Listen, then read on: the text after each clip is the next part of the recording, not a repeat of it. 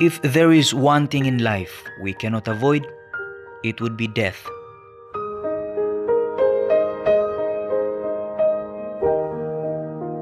The sound of wailing as family, friends, and relatives lament tunes of their final goodbyes.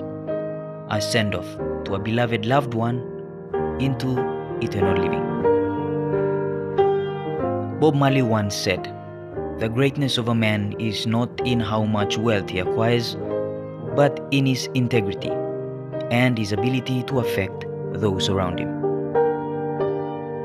He was the sensation, the Mr. Go-To in every essence of sports broadcast.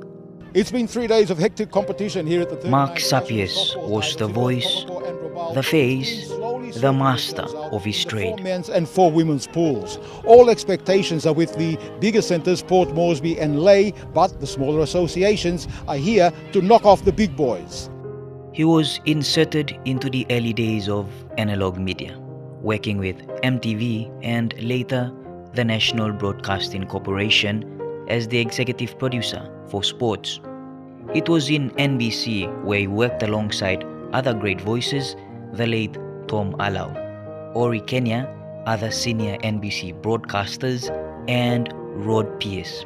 Pleasure to speak with you today on a man who has contributed immensely to the media industry in Papua New Guinea. In the professional life, you have worked with him and have shared many moments with him. Tell us about the experience of working with Mark Sapias. Experience goes back to NBC broadcasting the match of the day at the Lloyd Robson Oval in 1990.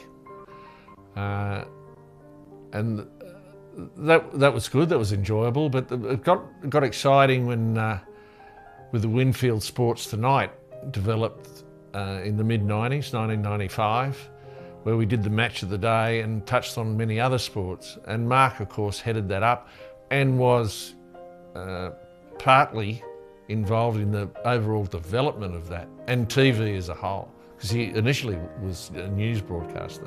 NBC's sports boss, Efata Samuel, recalls his early days in NBC and under Sapias. So I used to play rugby union, and he said, "Well, Tomala, you go and call that game while I'm playing." And I was assigned to netball. And here's Tom calling. Mark Sapias was playing number 10, which was 5'8".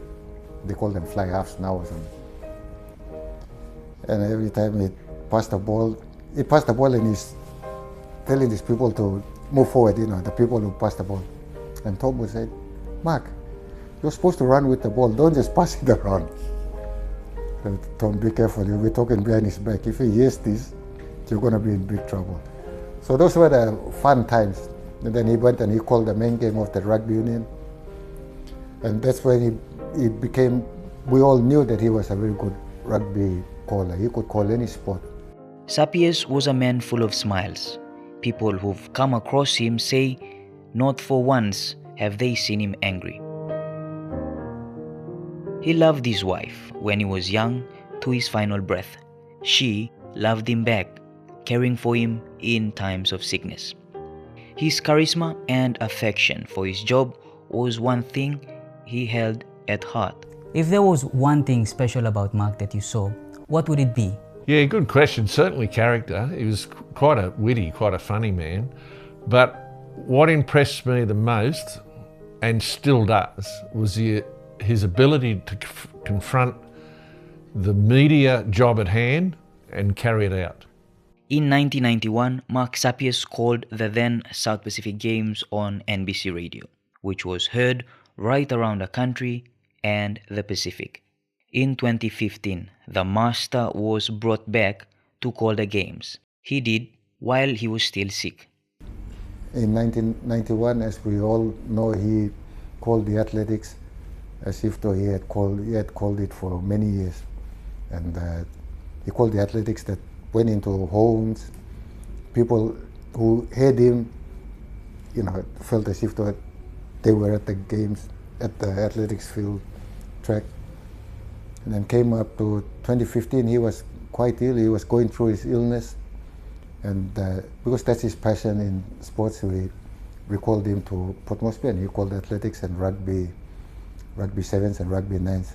Yeah, during his illness, and we, as you and I, who have been sports journalists, sports commentators, presenters, we give time for, we thank people like them. In fact, the ground itself is probably one of the best, or it's not the best ground in the country. We've done matches all year through the Digital Cup and so forth. Sapias, broadcast and sports go a long way. One might guess it started at an early age. Mark was born to Austin and Neri Sapias on the 6th of December 1965 at Boram General Hospital, Wewak, East Sepik Province. Born in East Sepik, Sapias was from across the Bismarck. The eldest of four, his mom from New Britain was a teacher and dad from New Ireland was a broadcaster, working with Sir Michael Somare in the studios of NBC. At an early age, Mark was already proving to be good in soccer and rugby. One of his school soccer teammates, Frank Farina from Gordons, went on to represent and coach Australia. Mark travelled to Australia in 1975 for a schoolboys tour. The young family later moved to Sydney, Australia when Mark was only 8 years old. Mark and younger sister, Anne, started school there.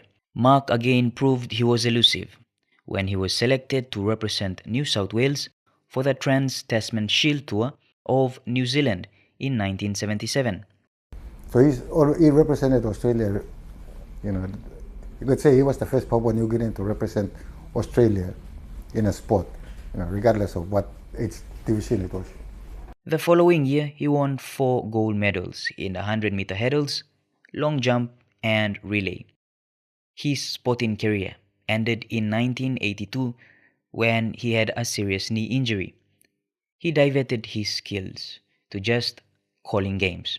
So PNG managed to pick this up and go forward through luck. When the new station, MTV, first went on air, Mark was the operator who rolled out the first tape that began transmission. Apart from working in the operations department, Mark also presented the news. Tackles a PNG now in a good attacking position. They need to score next to stay in touch here. Mark's voice on NBC radio was sports in every sense. He basically could call every sport that is known to PNG. He was also the sports face and voice on Kundutu TV's outside broadcast, calling the local B-Mobile Cup, which is now the Digital Cup. It's not the best ground in the country. We've done matches all year through the Digital Cup and so forth. This has to be the #1 ground in the country. He also called international matches. Keeps the ball alive as they work it out wide now. This is Josh Morris. Morris runs away from one. The media is like family to Mark, so is his family in the media. Mark and sister Anne hosted Kundutu's coverage of the 2012 PNG Games in East New Britain.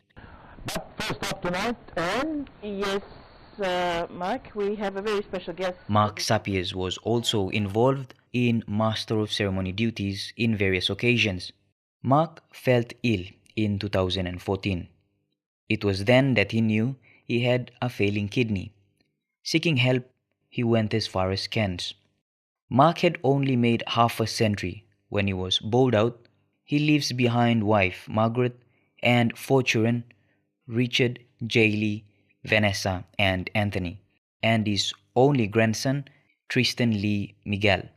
The SPPNG Hunters on their first trial game of 2016 wore black armbands in honor of the late Sapias, an honor given to a man who has devoted his life to promoting the good attributes of sports.